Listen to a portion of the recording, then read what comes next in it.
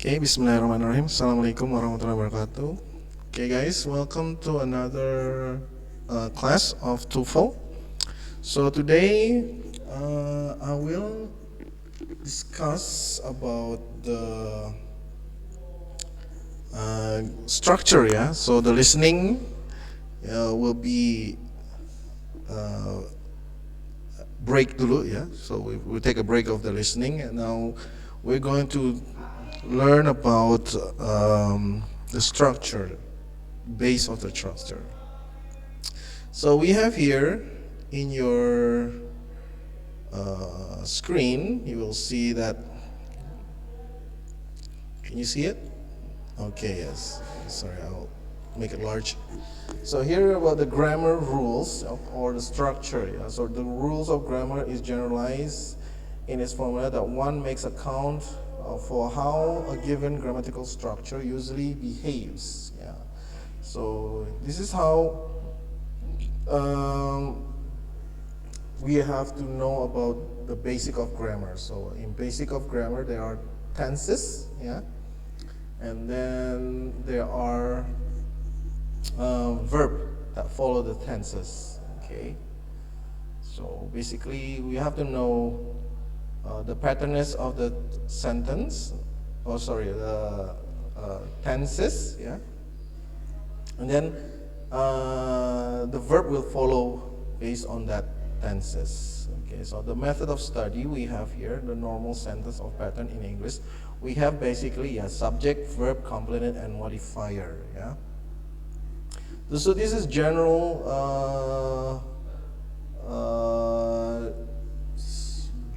part or specific what you call it, parts, yeah, or not material,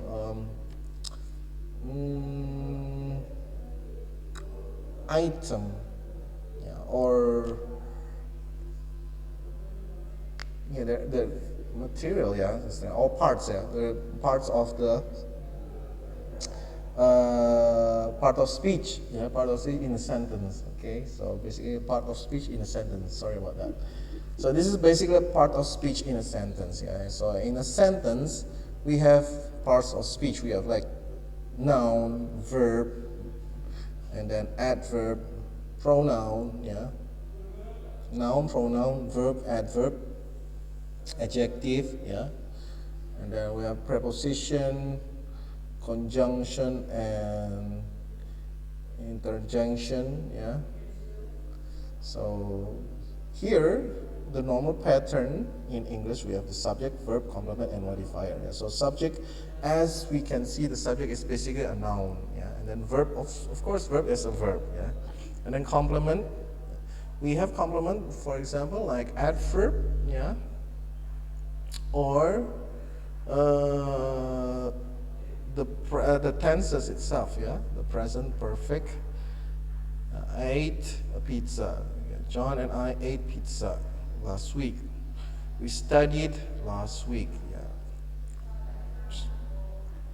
So the subject. Okay, first of all, we have to know what is a subject. Yeah, the subject is the agent of the sentence in the active voice. It is the person or thing that performs or is responsible for the action of the sentence. And it's normally precede the verb. Yeah, every sentence in English must have a subject.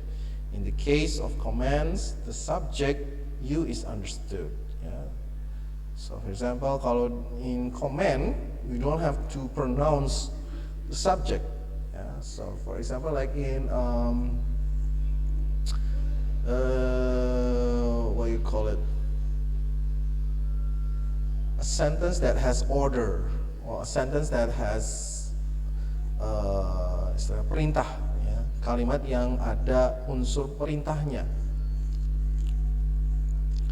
Yeah, for example, close the door. Yeah, close the door. It means like, could you, any one of you, close the door? Yeah. So here is coffee is delicious. So the coffee is delicious. Milk contains calcium. And then the subject may also be a noun phrase. A noun phrase is a group of words ending with a noun. Ya, jadi dalam TOEFL, ya, pertanyaan nanti itu tidak tidak hanya partial, tidak hanya bagian satu aja kayak John, Mary, no. Kadang itu dalam soal TOEFL kalimat noun itu bisa a phrase of noun phrase. Jadi noun phrase itu nanti bisa menjadi bagian dari subject. Yeah, so for example, like this one, the book or the new red car. Yeah, we don't say that red car or the car, no, or John's. Yeah, we say that new red car. That's part of noun phrase. Now, noun phrase, that part of noun phrase is called the subject. Example of subject. Nah, perhatikan di sini ada berbagai contoh tentang subject. Ya.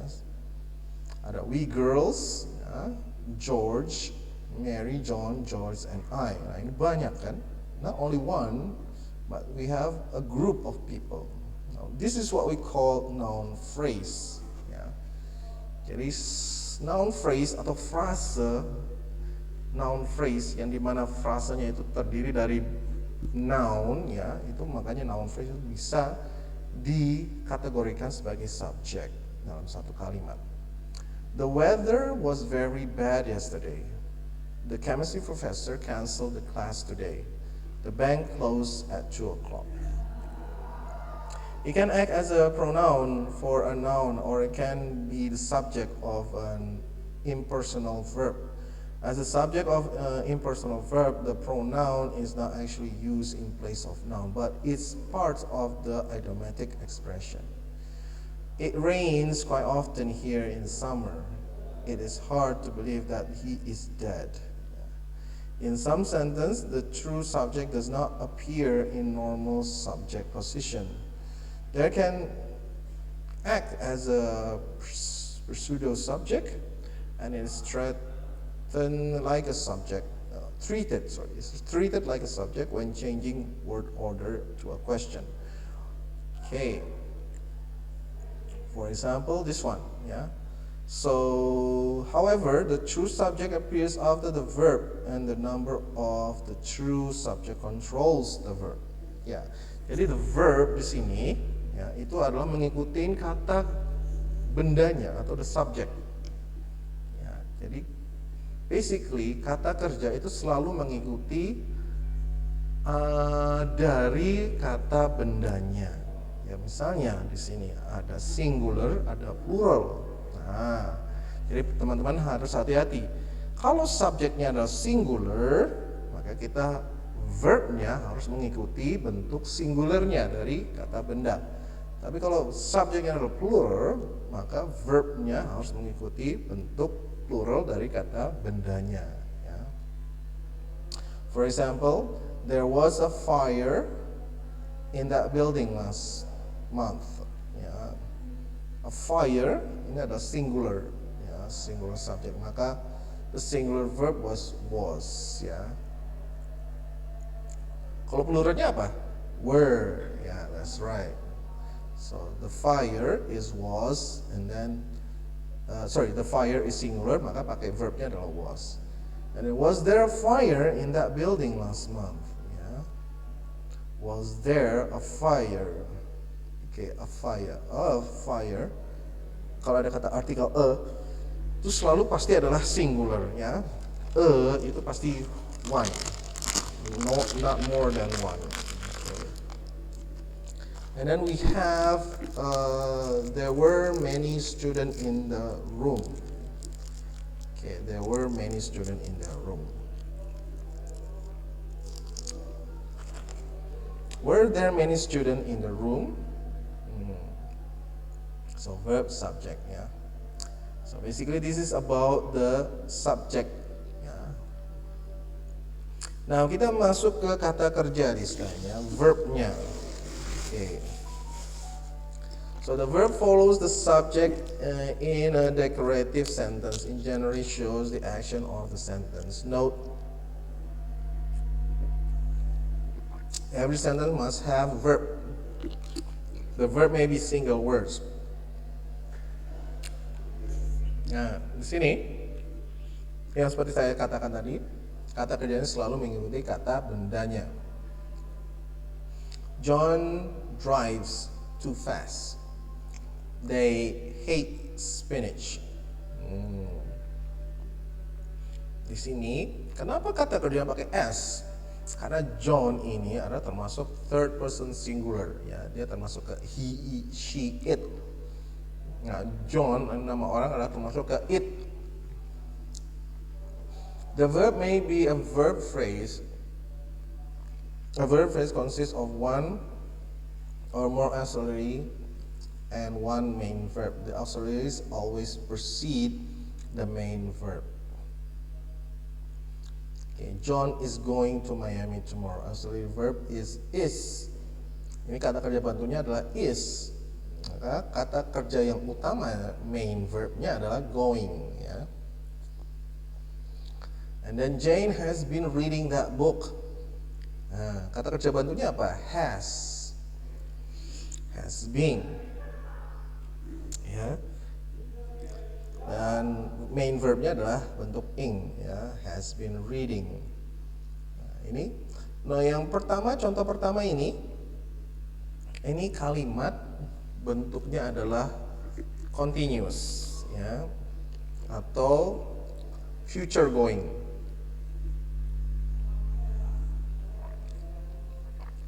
Atau future going, yes, future going. Karena ada kata tomorrow. And then this one, ini adalah bentuknya perfect continuous, ya. Karena apa bentuknya present perfect continuous? Karena ada kata been.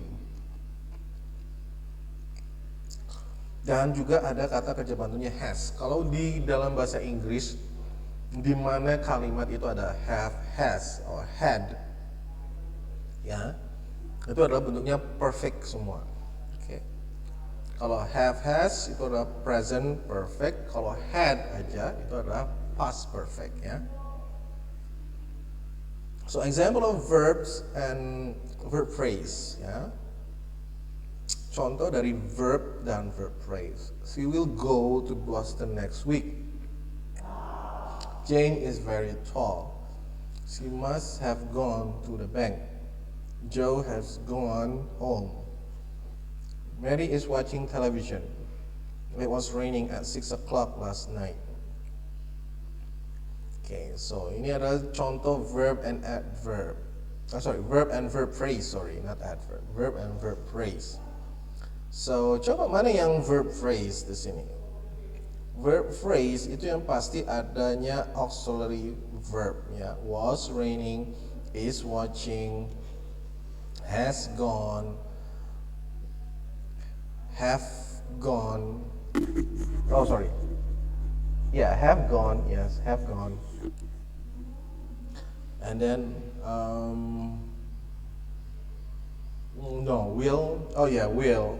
Yes, will go, ya. We're going to Boston next week. Ada kata will, ya. Okay, so ini adalah verb. Next one is complement. Apa itu complement? So ini ada garis merahnya dulu, ya. Apa pengertian dari subject, apa itu pengertian dari verb, dan apa itu pengertian dari complement, ya. A complement completes the verb. It is similar to the subject because it is usually a noun or noun phrase. However, it generally follows the verb when the sentence is in the active voice. Note that every sentence does not require a complement. The complement cannot begin with a preposition. A complement answers the question what or whom. Jadi complement itu menjawab dari pertanyaan what or whom. For example, complements. John bought a cake yesterday. What did John buy? Jill was driving a new car. What was Jill driving? He wants to drink some water. What does he want to drink? She saw John at the movie last night. Whom did she see at the movie? They called Mary yesterday. Whom did they call yesterday? He was smoking a cigarette. What was he smoking? Okay, so this is complement, ya. Complement is an answer to question of what and whom. Ya, jadi kalau suatu kalimat yang bisa menjawab pertanyaan dengan what or whom itu ada termasuk complement sentence. Ya. But the complement cannot begin with a preposition. Nah, complement itu tidak bisa diawali atau dimulai dengan bentuk preposition. And so we have modifier. A modifier tells the time, place, or manner of the action. Every often it is a prepositional phrase. A prepositional phrase is a group of words that begins with a preposition and ends with a noun. Note, a modifier of time usually comes last if more than one modifier is present. Jadi ingat, sebuah modifier yang menerangkan tentang waktu biasanya diletakkan di akhir jika dalam satu kalimat itu memiliki lebih dari satu modifier. Ya, contohnya yang ini, yang paling bawah ini. Okay, for example, a prepositional phrase. In the morning, at the university, on the table. Ya, ini adalah prepositional phrase. Ya, kalau dalam satu kalimat ada kata in the morning, at the university, on the table. Ya, in, at, on.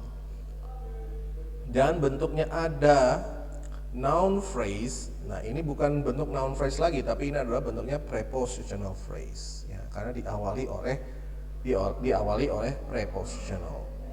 A modifier can also be an adverb or an abbreviated phrase. Last night, yeah, hurriedly, next year, outdoors, yesterday. Note that every sentence does not require a modifier. Modifier answers the question when, where, or how. Jadi, kalau sebuah kalimat modifier ini selalu bisa atau harus bisa menjawab when, where, atau how. Contoh dari modifier, ya. John bought a book at the bookstore. Where did John buy a book? Where did John buy a book? At the bookstore. Jill was swimming in the pool. Nah, ini modifier of place. So, bisa menjawab dengan pertanyaan where was Jill swimming in the pool? When was Jill swimming? Yesterday. He was driving very fast. How was he driving very fast? The milk is in the refrigerator. Where is the milk? In the refrigerator. She drove the car on Main Street. Where did she drive? On Main Street. We ate dinner at 7 o'clock. When did we eat dinner? At 7 o'clock. Note, the modifier normally follows the complement, but not always. However, the modifier, especially when it is a prepositional phrase, usually cannot separate the verb and the complement. So, she drove on the street. She drove on the street the car. Apakah ini benar? Salah. Ya, tidak masuk akal. She drove on the street the car. Ya, yang paling benar adalah she drove the car on the street. Maksud she drove on the street the car, maksud dia menyetir jalan dan jalannya itu di atas mobil, nggak mungkin. Ya. Okay, we have exercise here. Subject, verb, complement, and modifier. Identify the subject, verb, complement, and modifier in each of the following sentences. Remember that not every sentence has a complement or a modifier. Okay, Jill is buying a new hat in the store. Betty is shopping downtown. Okay. Coba kita lihat nomor 1. George is cooking dinner tonight. Apa ini? George subject, is cooking verb phrase, dinner tonight. Modifier of time, ya. Is cooking dinner tonight. Oh, is cooking dinner. Ini adalah verb phrase, is cooking dinner.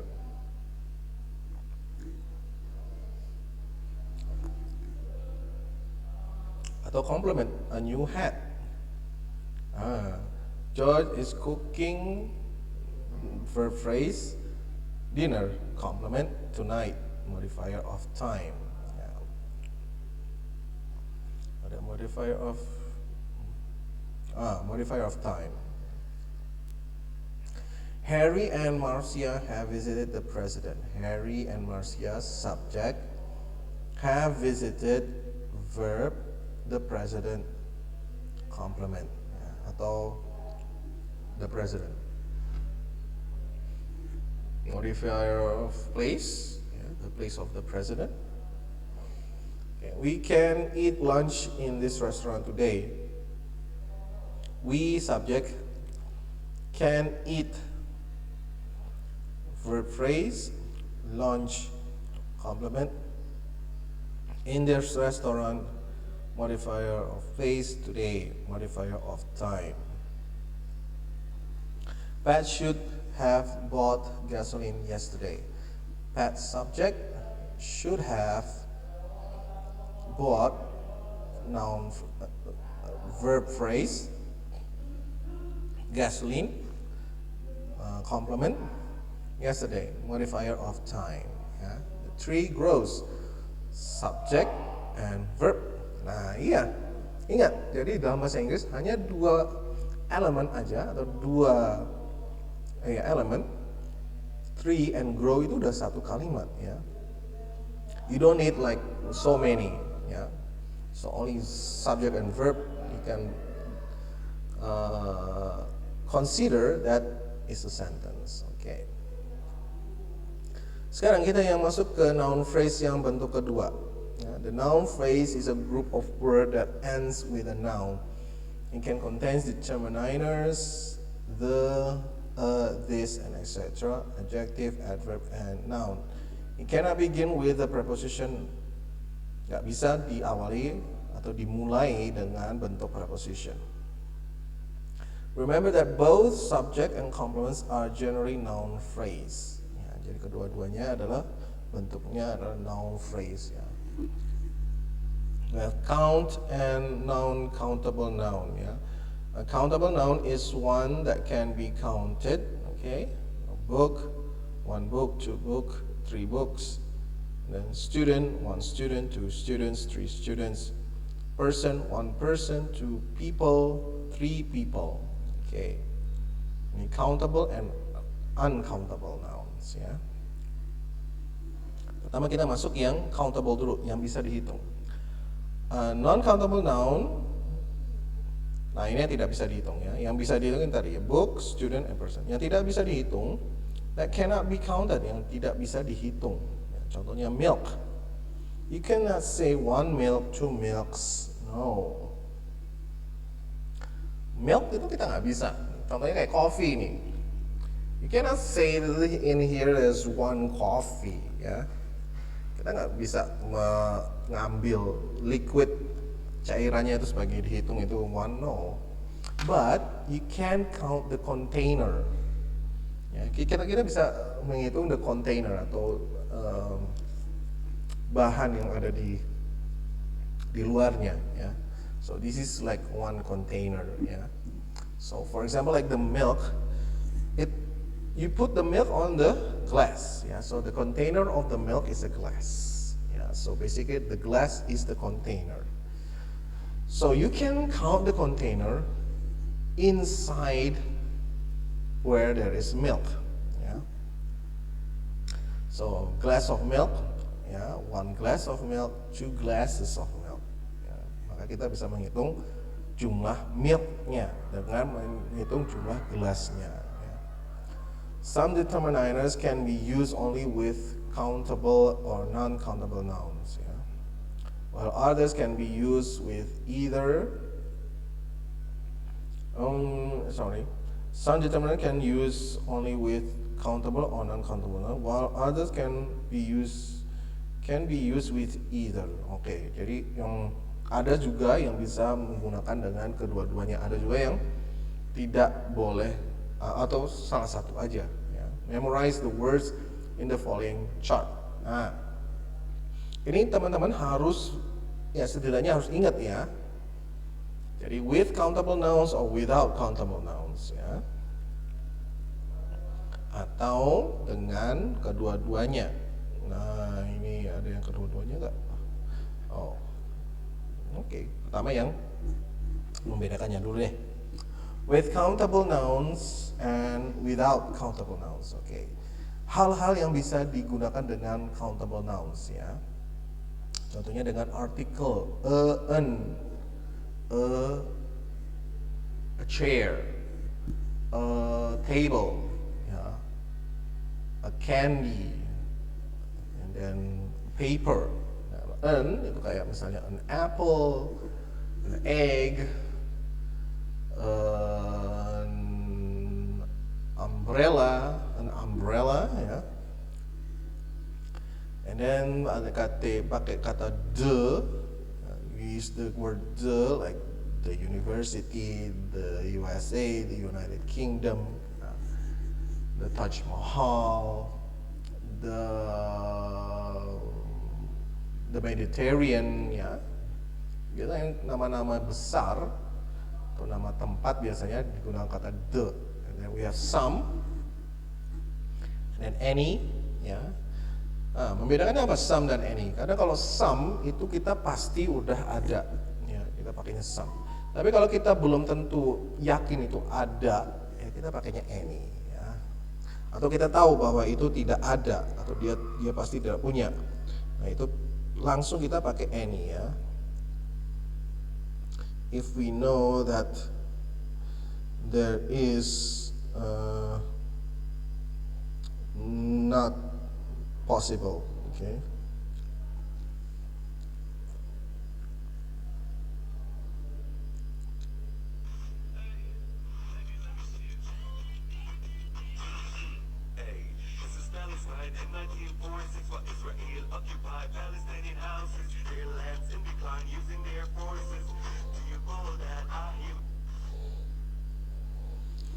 Okay, I'm sorry.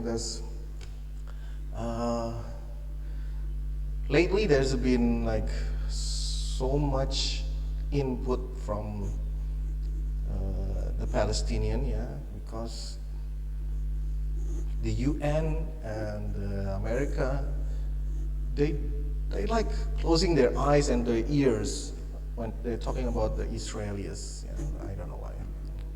They're supposed to support like human rights, yeah, and then freedom of the apartheid, but in reality they don't, yeah. So that's why. Anyway, let's get back to here. And then this, that, these, those, ya. This dekat, that jauh, these dekat dan banyak, those banyak dan jauh, ya. And then none tidak sama sekali atau nggak ada, none. One, ya, one, two, three, okay, and so on. Then we have many, ya. A lot of. What's the difference between many and a lot of? Many, it means that you can count, ya. Kalau many kita pasti bisa berhitung, masih bisa dihitung, ya, many. But a lot of, sometimes you cannot comprehend with the counting, ya. Jadi kalau a lot of itu biasanya kita nggak bisa dihitung, ya, a lot of. But many kita masih bisa dihitung. I have many candies, you know, for example, like 40 of them. I have many candies. You can count like 40. But a lot of, sometimes you cannot precisely how much or how many it is. Ya, itu yang membedakan antara many and a lot of. And then we have a large, a great number of, a few, a fewer than, more than. Ya, ini adalah dengan menggunakan atau kata-kata yang ada dapat dihitung, countable now. Nah, kata-kata yang tidak bisa dihitung kita menggunakan kata-kata seperti ini ya. The sama ya, the sama, some, any, this, that, none sama, none, much. Okay, much. So only in uncountable noun. Usually in negative or question. Ya. A lot of sama, a lot of. A large number of sama, a large number of. A little. Jadi kalau kita bisa dihitung, kita pakainya a few. Kalau tidak bisa dihitung, kita pakainya a little. Fewer than, kita pakainya di sini less than. More than, sama, more than. Okay. So it is important to know if a noun is countable or uncountable. Be sure that you know the plural or irregular count noun. The following list contains some irregular countable nouns that you should know. Okay. Jadi person, bentuk jamak dari person adalah people. Foot, lebih dari satu foot adalah feet. Woman, lebih dari satu woman adalah women. Child, lebih satu dari child is children. Yeah. For example, I have a daughter and a son. Berarti I have two children. Bukan I have two child. Yeah, I have two children. Mouse, bentuk jamak dari mouse adalah mice. Tooth, bentuk jamak dari tooth adalah teeth. Man, bentuk jamak dari man adalah men. Okay. The following list contains of some uncountable nouns that you should know. Yeah, we have sand, soap, physics, mathematics, news, mums, air, politics, measles, information, meat, homework, food, economics, advertising, and money. Note, although advertising is an uncountable noun, advertisement is a countable noun. If you wish to speak of one particular advertisement, you must use this word. There are too many advertisements during the television show. There's too much advertising during the television show. Yeah, there are too many advertisements during the television show, and then there is too much advertising during television shows. Bedakannya apa, Mister? There are too many advertisements during television show. There are too much advertising during television show. Too many. Okay, too many means that endless. Yeah, too many advertisements during the television show. Yeah. Too many means endless, nggak terkira. But if you say too much advertising, it means that in a sequence of a television show, in a sequence itu ada sedikit-sedikit advertising, sedikit advertising. Itu ada too much advertising. Ya.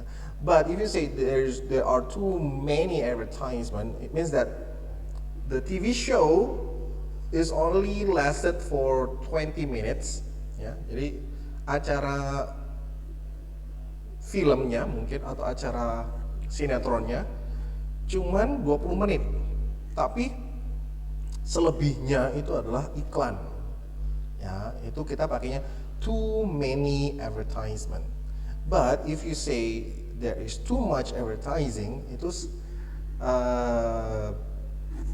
dalam berapa sequel of apa istilahnya sinetron, misalnya baru 5 menit iklan misalnya 2 menit, terus 5 menit lagi acara, terus iklan lagi 2 menit, acara lagi 5 menit, iklan lagi 2 menit gitu ya. Tapi kalau yang too many itu misalnya ininya cuma 20 menit tapi dipotong misalnya kayak cuman 10 menit, and then selebihnya iklan, panjang iklan, habis itu 10 menit terus iklan, langsung habis. Nah itu kita pakainya too many ya. So some countable nouns such as food, meat, money, and sand may be used as a countable noun in order to indicate different types. Yeah. So this is one of the foods that my doctor has forbidden me to eat. It indicates a particular types of food. Yeah. This is one of the foods that my doctor has forbidden me to eat. There's only one. Ya. Satu di antara banyak makanan. He studies meats. For example, beef, pork, lamb, and etc. Nah, kalau ini he study meats, it means that he study all meats, semua bentuk daging. Tidak hanya satu. The word time can be either countable or uncountable depending on the context. When it means an occasion, it is countable. When it means a number of hours, days, years, etc., it is uncountable now. We have spent too much time on this homework. It's uncountable now.